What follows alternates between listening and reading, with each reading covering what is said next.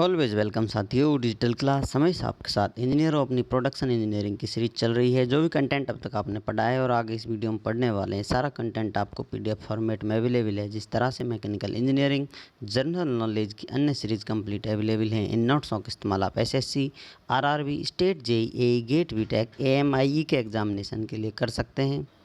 चलिए साथियों, इस वीडियो में हम जानते हैं टफनेस के बारे में। इससे पिछली वीडियोज़ में हम साथियों लोड डिफॉर्मेशन के परिवार से मिलने आए थे। एक के बाद एक सभी से इंट्रोडक्शन लगातार चलता आ रहा है। तो उसी में से एक टफनेस हमारे सामने आया है, इसके बारे में जान लेते हैं।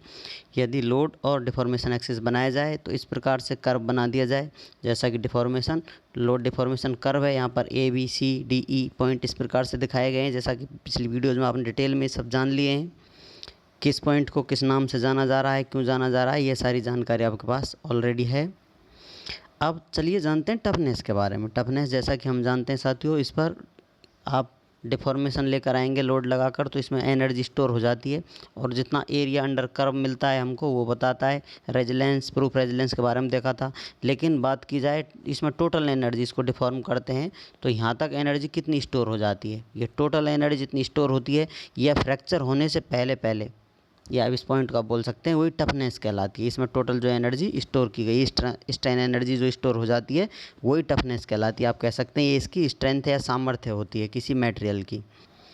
अब यदि बात की जाए स्ट्रेन एनर्जी टिल पॉइंट ई और डी, यहाँ पर ई पॉइंट की बात की जाए, डी पॉइंट की बात की जाए, तो इसमें कितनी एनर्जी स्टोर हुई है, स्ट्रेन एनर्जी यहाँ तक की, इस प्रकार से हम एक्सप्रेस कर सकते हैं।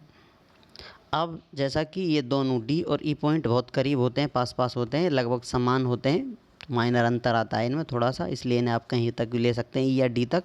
टोटल आप ई मान लीजिए, क्योंकि एक्सट्रीम यहाँ पर एक्सप्रेस कर रखा है, जो कि लास्ट पॉइंट है इसका। यहाँ पर फ्रैक्चर हो जाएगा, मटेरियल डिफॉर्म होकर टूट जाएगा, ब्रेकआउट हो जाएगा।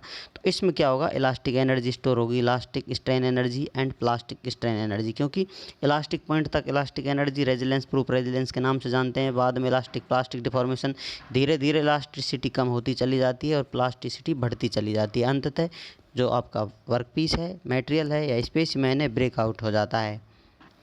तो अब यदि इस स्टोरी को शब्दों में लिख दिया जाए तो किस प्रकार से आप इसे ऐड कर सकते हैं। Strain energy store in the body just before, पहले पहले, और आप कह सकते हैं टिल फ्रैक्चर, या तो जो लास्ट पॉइंट है उससे पहले पहले या पॉइंट तक, यहाँ तक एक्सट्रीम लेवल तक की बात की जा रही है।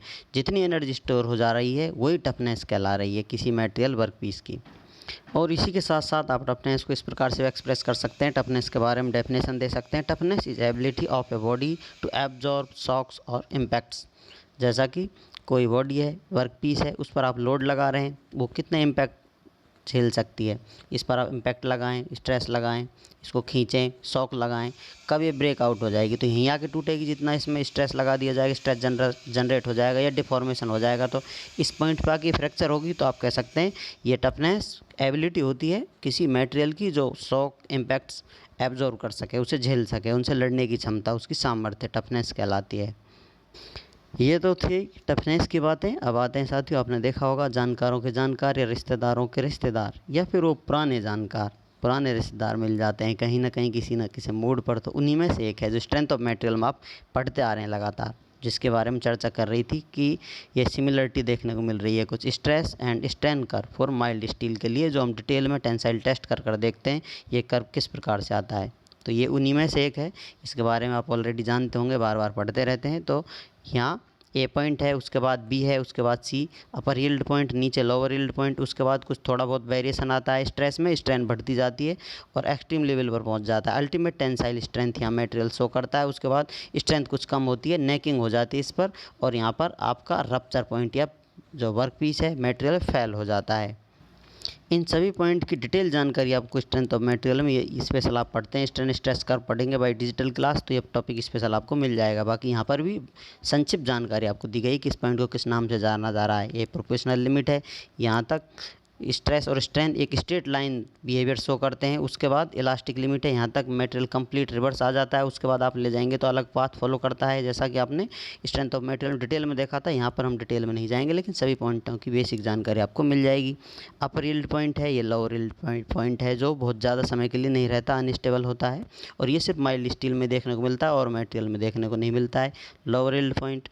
तो इसमें सारे पॉइंट आपको लगभग पता चल चुके हैं। अल्टीमेट टेंसाइल स्ट्रेंथ कह सकते हैं इसे, अल्टीमेट टेंसाइल पॉइंट कह सकते हैं, रप्चर पॉइंट, और आप कह सकते हैं स्ट्रेंथ इस मटेरियल की कितनी है फेलर तक, या आप कह सकते हैं रप्चर स्ट्रेंथ इस पॉइंट पर।